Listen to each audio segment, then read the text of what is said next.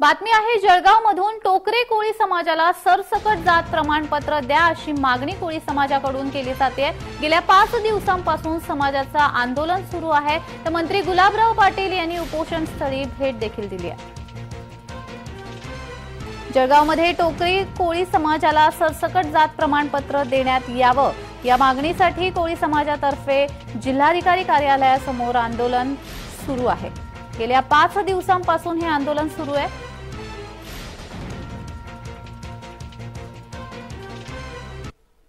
प्रश्नासाठी आम्ही या ठिकाणी बसलेलो आहे।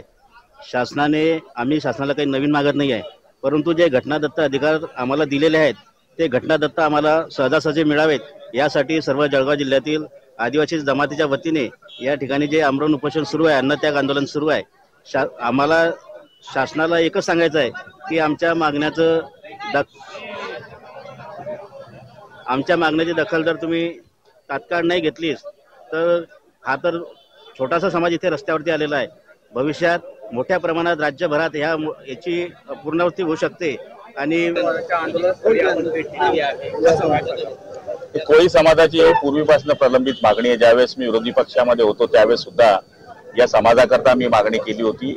आता सुद्धा आमदार चंद्रकांत पाटील असतील, आमदार चंद्रकांत सोनवणे असतील, संजय भाऊ सावकारे असतील, यांनी सुद्धा वेळोवेळी विधानसभेमध्ये मागणी केलेली आहे की जर तुम्ही लोकसंख्येच्या आधारावर कोळी हा समाज इथे राहतो हे मान्य करतात आणि उद्या त्यांना तुम्ही बोगस म्हणतात, त्यांना प्रमाणपत्र देत नाही, तर अशांना न्याय दिला पाहिजे।